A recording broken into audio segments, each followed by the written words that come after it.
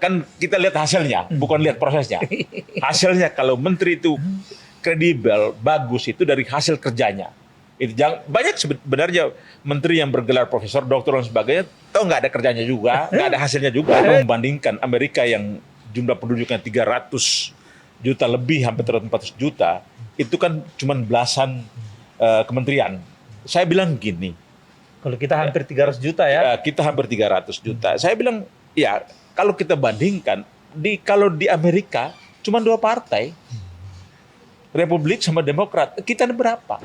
Tidak mudah juga memang membelah satu kementerian atau lembaga menjadi beberapa atau lebih dari satu organisasi gitu ya. Ini akan sulit. Iya, walaupun jumlahnya banyak, masih ada orang yang tidak masuk di dalamnya merasa kok kurang karena saya belum masuk gitu kan.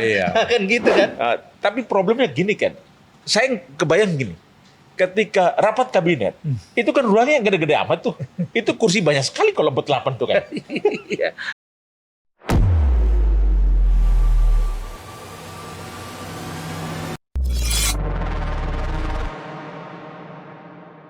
Kembali lagi di Lambe Politik, membahas seputar politik. Kali ini kita bahas kabinet.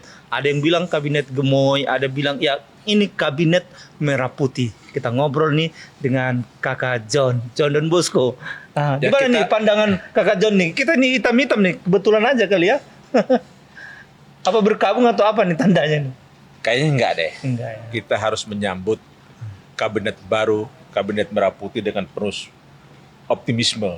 Kan. Jadi kita lurus kerap, makanya satu warna aja, hitam. Hitam ya. Tegak lurus gitu loh. Ada yang bilang hitam itu keadilan. Mudah-mudahan ini identik dengan pidatonya Pak Prabowo yang akan menjanjikan keadilan. Kira-kira bisa dihadirkan nggak keadilan itu? Kalau kita lihat representasi para menteri di kabinet merah putih, itu adalah kekuatan politik dan ekonomi. Jadi simpul itulah yang masuk dalam kabinet merah putih sekarang. Saya yakin kok itu menarik untuk kedepannya. Ada yang bilang ini kabinet inklusif. Ya. Artinya untuk semua kalangan politisi, profesional, dan juga public figure dan macam-macam masuk di dalamnya. Ini apakah ini inklusif ini bisa menjanjikan sesuatu apa gitu bagi masyarakat Indonesia ini? Seperti yang saya katakan tadi kan, ini kan ada representasi kekuatan politik maupun ekonomi di dalam kabinet ini. Ada kekuatan partai politik, ada kekuatan bisnis di situ, ada kekuatan lain, bahkan pengaruh dari presiden sebelumnya. Makanya ditempatkan orang-orangnya, atau ada 20 sekian menteri ya yang hadir di dalam kabinet merah putih ini kan. Berarti saya kira lebih dari 22 mungkin keberhasilan ya? Lebih dari 22. Berarti kita lihat bahwa ini kabinet ini merupakan kelanjutan dari kabinet Jokowi, sehingga dalam pikiran saya mungkin program-program Jokowi itu akan dilanjutkan, program-program bagus kalau kita lihat secara objektif apa yang telah dilakukan Presiden Jokowi, Bang Ken. Tapi kan apakah ini suatu keberlanjutan atau suatu status quo? Kan ini yang sering dibilang jangan-jangan hegemoni ini. Katanya kita akan mau berubah secepatnya, tapi kok orangnya orang yang kemarin, wajah lama gitu. Wajah lama kalau saya lihat hanya memastikan bahwa jalannya pemerintahan ini, kabinet merah putih yang di bawah pimpinan Presiden Prabowo itu bisa pasti ke depan. Karena tantangan kita sebenarnya tantangan lama yang kita hadapi.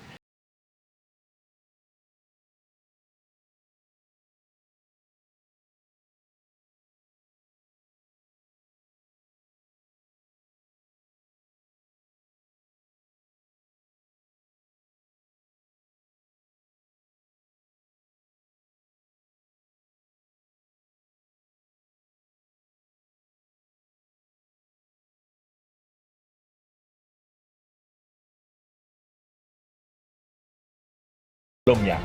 Itu kan menurut pandangan saya seperti itu sih. Coba kita lihat dengan mungkin agak lama teorinya ini, etos patos logos. teorinya Aristoteles ya. Ya, ya. Nah, dari segi etosnya dengan pidatonya berapi-api dan dikaitkan dengan wajah eh, kabinet Merah Putih ini, apakah ini menunjukkan kredibilitas gitu dari sisi etosnya, kredibilitas seorang Prabowo Subianto dan Gibran Rakabuming Raka dikaitkan dengan wajah kabinetnya ini.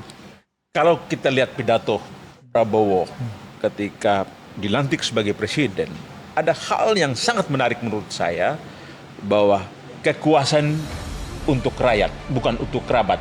Dengan demikian, kabinet inilah yang akan dikerahkan untuk kesejahteraan rakyat. Maka menurut saya, Prabowo sudah memperhitungkan secara matang bahwa orang-orang yang dipilih untuk mendudukan jabatan menteri di Kabinet Merah Putih adalah orang-orang yang memiliki kredibilitas dan memiliki integritas dalam mengembangkan tugasnya sebagai pembantunya. Jadi makanya beberapa kali kita lihat Prabowo mengundang para menteri untuk diwawancara agar dia mengetahui bahwa latar belakang mereka, bahwa latar belakang ini yang menentukan kira-kira mungkin atau pandangan mereka ke depan kayak mana.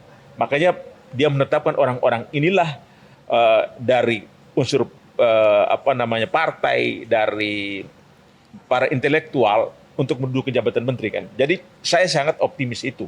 Jadi kalau kita melihat dari perkembangan atau dinamika di dalam kabinet Prabowo sekarang. Iya, memang kalau kita cermati dari awal Pak Prabowo ini mulai dari konvensi Golkar dulu ya, selalu menyampaikan sampai juga dia sudah capres 2014 ya. Kemudian 2019, kemudian selalu mengatakan kebocoran kan gitu ya. Dan itu harus dituntaskan, soal korupsi juga.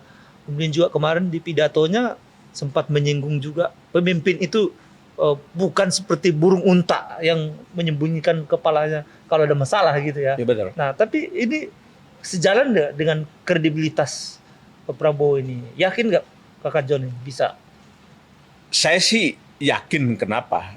Karena ini melalui proses politik mulai dari tingkat partai sampai ke Prabowo sendiri untuk menentukan orang-orang yang akan menjadi pembantunya di kabinet. Saya sih prasangka baik aja bahwa mereka akan menjalankan tugas-tugas yang dibebankan oleh Presiden Prabowo kepada menteri-menteri ini. Mereka akan bertanggung jawab untuk menunjukkan bagaimana mereka berhasil dalam tugas yang dibebankan kepada mereka. Saya yakin sih, agak yakin. Makanya kan menurut saya para menteri ini diberilah kesempatan kepada mereka untuk bekerja dulu. Kan kita lihat hasilnya, bukan lihat prosesnya. Hasilnya kalau menteri itu kredibel, bagus itu dari hasil kerjanya. Banyak sebenarnya menteri yang bergelar profesor, doktor dan sebagainya, toh nggak ada kerjanya juga, nggak ada hasilnya juga. Kemarin ada celitukan nih, terima kasih Pak Prabowo katanya. Nggak usah bilang terima kasih, kerjamu akan dituntut nanti. Betul, itu seharusnya kan. Ya. Tapi kan kalau kita lihat jumlah kementerian sampai 48 itu, sampai itu banyak sekali kan ya? Atau gimana kan? Ya kalau dari sisi jumlah, walaupun banyak dibandingkan dengan yang sebelumnya Kakak John ya kan. Tapi kalau untuk mengakomodir sebanyak-banyaknya, banyak kepentingan politik, mulai dari partai politik, kelompok kepentingan, ormas, dan masyarakat Indonesia ini, kita kan ya jumlah penduduknya cukup besar gitu kan. Ya artinya kan posisi sekarang keempat terbesar di dunia ya, posisi jumlah penduduknya.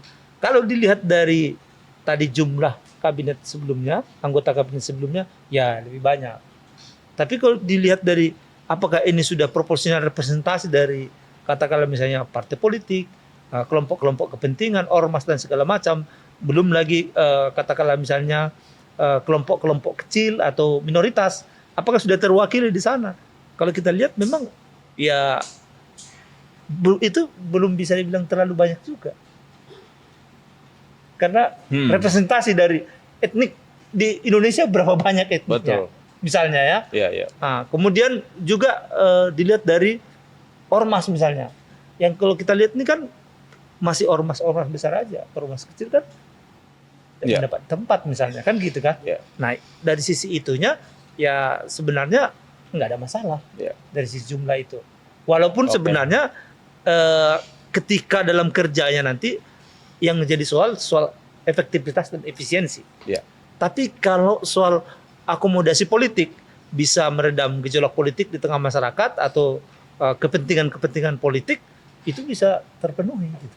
Ya Ken, kemarin diskusi di Kalang Wartawan, kami punya grup wartawan itu membahas soal kabinet ini,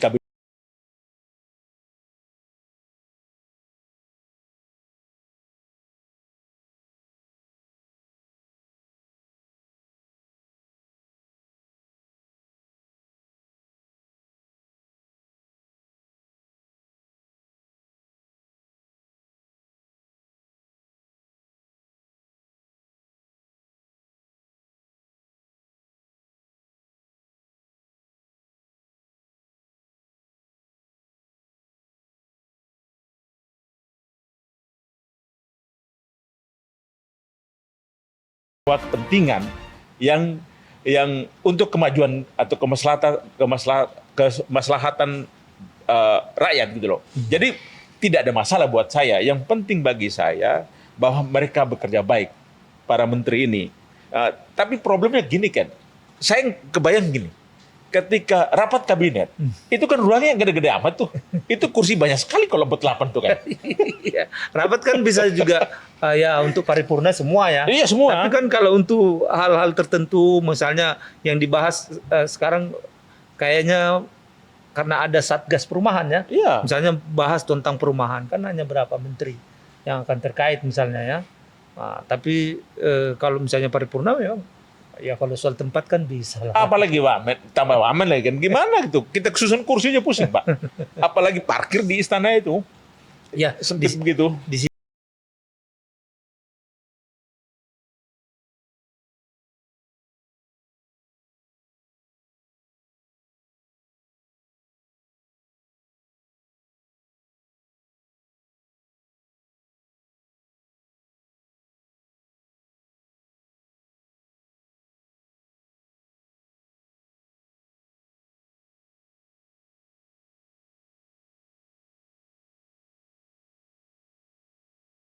kalau kita lihat direktoratnya mungkin tidak jauh beda ya. Betul. Dengan 34 menteri kemarin, direktoratnya atau dirjen-dirjennya hanya saja kan menterinya yang dipisah gitu ya. Iya. Katakanlah misalnya Menteri Hukum dan HAM dibagi menjadi 2, Menteri Hukum dan Menteri HAM. Ya, barangkali dirjennya masih sama kan gitu kan. Iya. Menteri Hukum Keimigrasian, kemudian satu lagi Menteri HAM. Ya tinggal yang tadinya dirjen-dirjen HAM ya dipisahin, ini jadi satu menteri gitu. Tapi tempatnya di mana tuh? Kantornya kan tuh. Kan dari 36 ke 48 tuh lumayan banyak tuh. Tapi barangkali bisa jadi, kita nggak tahu ya apakah membangun baru atau katakanlah misalnya menempati gedung-gedung yang selama ini mungkin ya tidak dimanfaatkan, kan bisa juga. Atau bisa juga di satu kompleks itu, misalnya Menteri Hukum dan HAM contoh misalnya tadi ya. Ya tinggal membuatkan satu ruangan menteri sebenarnya kan. Ya. Kalau dirjen-dirjennya kan sudah ada gitu kan. Tinggal ambil satu ruangan. Satu ruangan buat menteri. Makin sempit itu ruangan menteri. Biasanya satu lantai itu kalau di kita itu. Kalau menteri satu lantai dia semua itu dengan. Tapi kalau untuk kemakmuran rakyat dan ini ditujukan untuk ya tadi kembali lagi seperti statementnya Pak Prabowo bahwa yang berkuasa itu adalah rakyat, mereka untuk melayani rakyat, saya kira kan tidak masalah. Tapi hal yang perlu kita lihat bahwa ada berbagai macam latar belakang dari para menteri ini kan. Bagaimana mereka membangun kekompakan agar sinergitas antar kementerian itu bisa berjalan? Atau mungkin latihan camping 3 hari di Magelang itu kan ya? Iya, mungkin di sinilah membuat kekompakan kali ya, membangun solidaritas supaya di situ kan memang perlu dibangun bagaimana komunikasi antar mereka ini, komunikasi politiknya, dan bagaimana juga misalnya mereka membangun satu ritual gitu ya. Ini kan ritual supaya mereka bisa kompak. Kan salah satu untuk membangun sebuah kekompakan itu kan membuat satu cara pandang yang sama dan membuat kegiatan atau ritual yang bisa mereka pelihara sehingga menjadi kompak.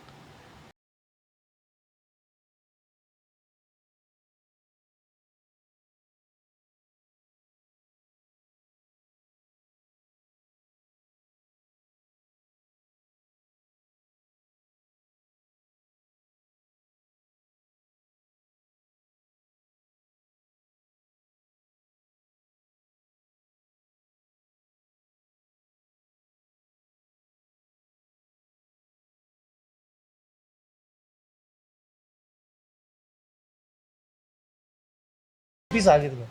Nah ini membuat SOTK ya. Ya. Jadi untuk struktur organisasinya itu membutuhkan waktu dan bisa jadi waktunya habis untuk penyiapan itu, struktur.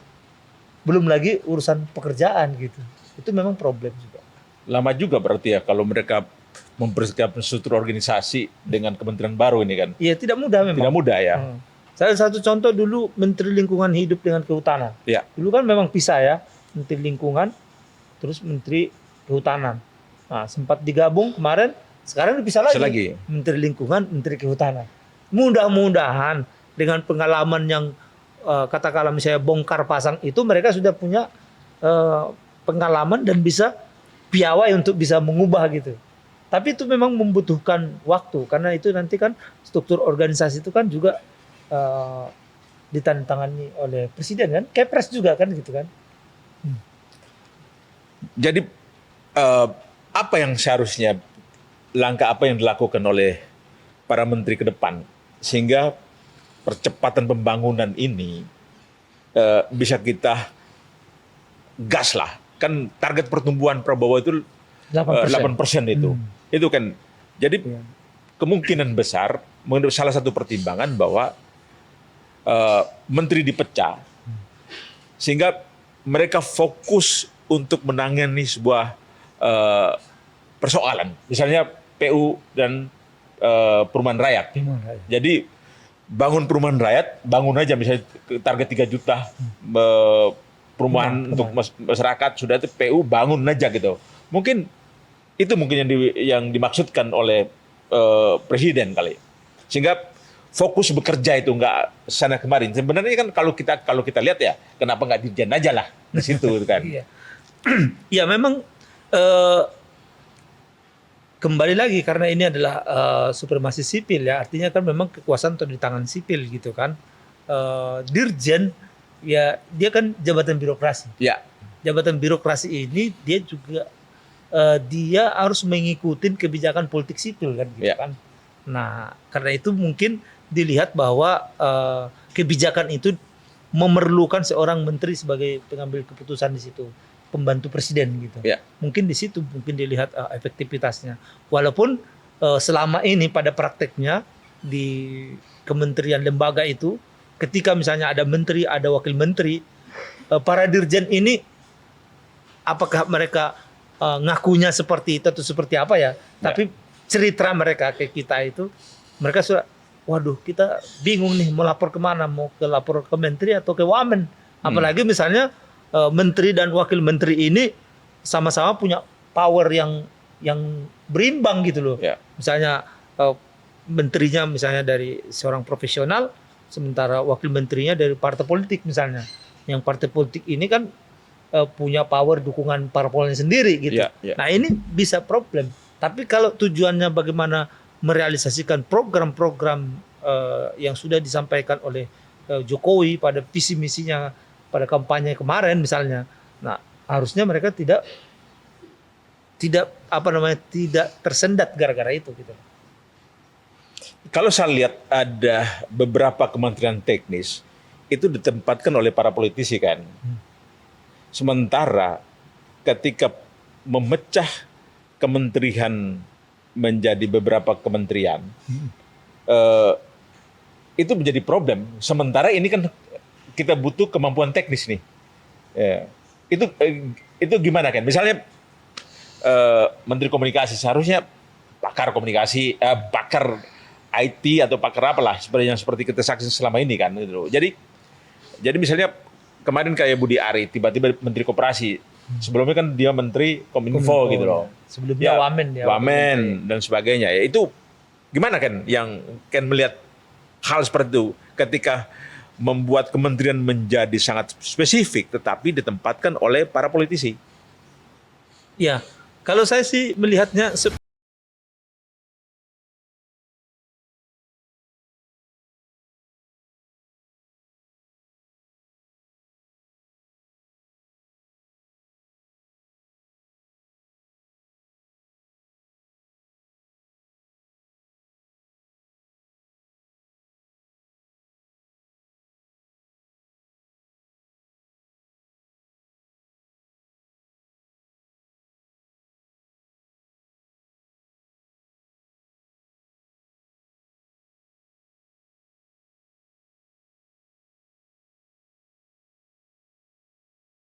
itu saya kira peringatan itu harus terus digaungkan supaya mereka ini betul-betul kerja gitu ya, bukan untuk kepentingan melayani kelompok atau partai politik atau apapun itu gitu, tapi betul-betul lah mereka menjalankan sesuai dengan visi misi presiden, wakil presiden, bukan visi misi pribadi atau partai politik. Nah ini yang harus diperhatikan.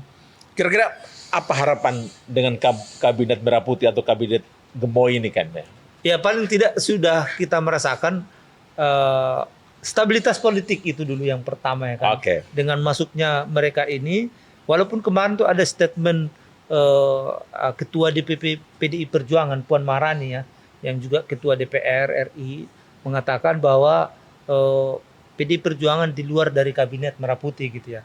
Tapi setidaknya publik bisa melihat masuknya Budi Gunawan ya, sebagai yang selama ini kita tahu dekat dengan PDIP ya, punya kedekatan khusus menurut saya ya.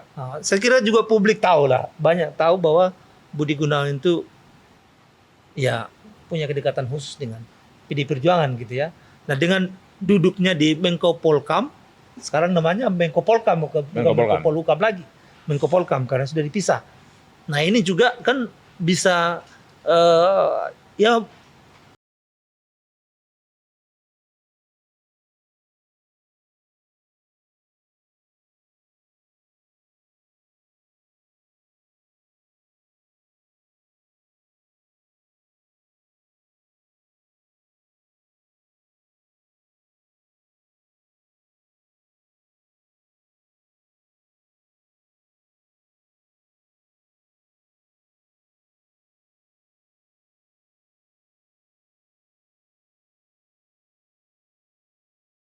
gitu.